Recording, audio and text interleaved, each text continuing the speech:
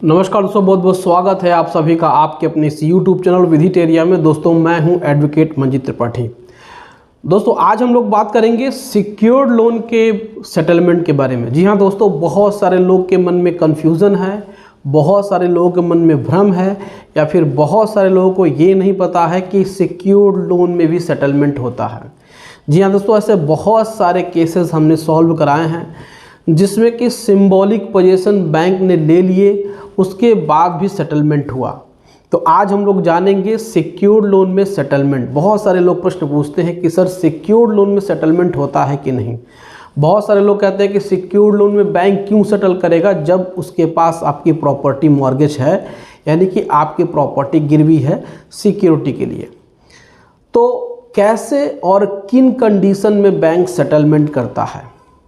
तो देखिए, बहुत सारे लोगों का जो कन्फ्यूज़न है, वो प्रश्न है, वो सबको एक एक करके रिप्लाई देना बहुत ही मुश्किल था। तो मैंने सोचा है कि एक वीडियो बनाएं और इस वीडियो के माध्यम से ही सबको सबके प्रश्नों का उत्तर दे दें और लगभग सॉल्यूशन आपको इस वीडियो से मिल जाएगा।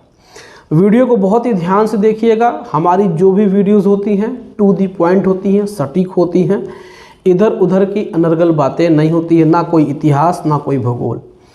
जो प्रैक्टिस हमारी है उसी प्रैक्टिस पे हम आपको बताते हैं, और वही चीज़ अगर आप फॉलो करेंगे तो यकीन मानिए आपका कोई भी लोन हो वो सेटल ज़रूर होता है। दुनिया का कोई भी लोन सेटल्ड होता है, मैं आपको लिख करके देता हूँ। लेकिन सेटलमेंट का बात करने का तरीका, बैंक से किस तरीके से बात करना है, ये आपको आना चाहिए। अगर आप सेटलमेंट के लिए सही तरीके से, सही व्यक्ति से, सही जगह पे, सही समय पे बात नहीं करेंगे तो आपका कोई भी लोन सेटल नहीं होगा, चाहे वो सिक्योर्ड हो चाहे वो अनसिक्योर्ड हो।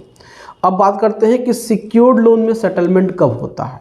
दोस्तों देखिए, ऐसा बहुत बार देखा गया है कि सिक्योर्ड लोन लेने वाले व्यक्ति की जब मृत्यु हो जाती है और जब बात उसके लीगल हेयर्स पे आती है, उसके उत्तराधिकारियों पे आती है, और उसके उत्तराधिकारी उतने मजबूत नहीं होते हैं, उतनी उनकी फाइनेंशियल कंडीशन अच्छी नहीं होती है, तो यहाँ पे जो सेटलमेंट है वो सिंबॉलिक पोजीशन के बाद और फिजिकल पोजीशन के बाद और ऑक्शन की डेट से पहले तक हो सकता है।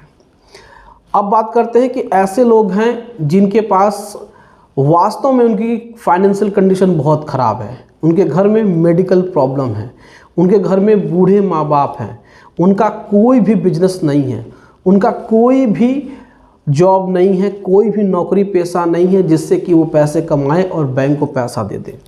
तो ऐसे कंडीशन में बैंक आपको सेटलमेंट का ऑफ़र करती है।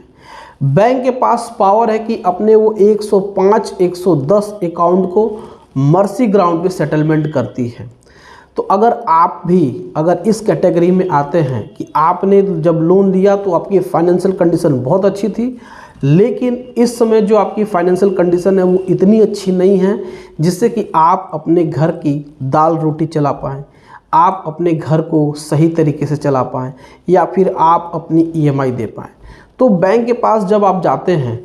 लेकिन यहाँ पर सबसे इम्पॉर्टेंट बात, मेरी सारी वीडियोस को उठाकर देख लीजिए, मैंने कभी नहीं कहा कि आप लोकल ब्रांच मैनेजर के पास जाइए, उसको रिक्वेस्ट करिए, क्योंकि मैंने हमेशा कहा है कि जो ब्रांच का मैनेजर होता है वो सिर्फ और सिर्फ ब्रांच ऑपरेट करने का ही अधिकारी होता है, उसके पास कोई भी सेटलमेंट का पावर नहीं होता है। वो जब भी सेटलमेंट की बात करेगा तो ऊपर हेड ऑफिस में अप्रूवल लेगा। तो आप अपना कीमती समय वहाँ न बर्बाद करके आप सीधे हेड ऑफिस के चक्कर लगाएं, वहाँ पे आपका सेटलमेंट हो जाएगा। तो ऐसे कंडीशन में भी सेटलमेंट्स होते हैं जब आपकी इकोनॉमिक कंडीशन, फाइनेंशियल कंडीशन बहुत ही ख़राब है, लोन की वैल्यू ज़्यादा है और प्रॉपर्टी की वैल्यू कम है, तो सेटलमेंट हो जाते हैं। दोस्तों हमेशा याद रखिए, हर लोन का सेटलमेंट होता है। ऐसा नहीं है कि अगर बैंक के किसी रिकवरी एजेंट ने या फिर बैंक के मैनेजर ने आपसे कह दिया कि हम सेटलमेंट नहीं करेंगे, हम प्रॉपर्टी आपकी बेच करके अपना पैसा वसूलेंगे, तो ये उनका काम है कहना। आपको एक ही दफ़ा में वहाँ पे जा कर के, यानी कि पहली बार गए और आपकी पहली बारी बैंक के ब्रांच मैनेजर से झगड़ा हो गया, बहस हो गई, तू मैं हो गई, तो ऐसा मत समझिए कि आपका वहाँ पे सारा राइट्स ख़त्म हो गया, सब बात बिगड़ गई। ऐसा बिल्कुल भी नहीं है, क्योंकि सेटलमेंट का ब्रांच के मैनेजर से लेना देना कुछ नहीं है। क्योंकि आपने देखा होगा कि ब्रांच के मैनेजर 6 महीने 9 महीने में एक बार उनका ट्रांसफ़र हो जाता है, उनको 1 साल से ज़्यादा वहाँ पे रहने नहीं दिया जाता है। बहुत बार ऐसे केसेस देखे गए हैं कि 1 साल 2 साल से ज़्यादा वो मैनेजर नहीं रहता है, वहाँ से उसकी बदली हो जाती है, ट्रांसफ़र हो जाता है। तो जो बैंक का मैनेजर है, लोकल मैनेजर है, उसके पास कोई पावर नहीं होता है, सेटलमेंट का पावर तो बिल्कुल नहीं होता है।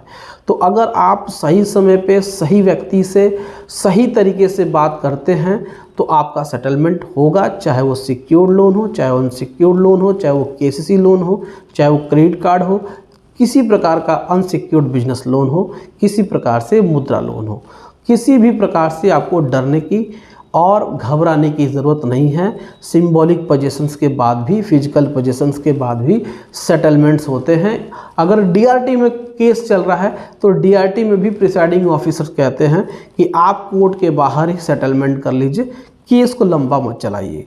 तो यहाँ पर आपको डरने की ज़रूरत नहीं है। जो सेटलमेंट की बात लोग कहते हैं कि सिक्योर्ड लोन में सेटलमेंट नहीं होता है, तो वो लोग जानकारी कम रखते हैं।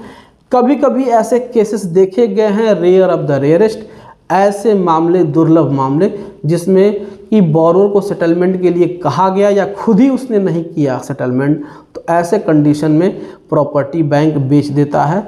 अन्यथा सेटलमेंट हर जगह होता है, हर समय होता है, हर लोन में होता है, लेकिन आपको सही तरीके से सही समय पे सही व्यक्ति से सही जगह बात करने आनी चाहिए, आपका सेटलमेंट आसानी से हो जाएगा।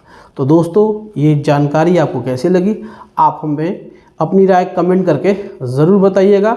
वीडियो अच्छी लगी हो तो वीडियो को शेयर भी कर दीजिएगा, ताकि इसको ज़्यादा से ज़्यादा लोग देखें और इससे वह बेनिफिट उठा सकें।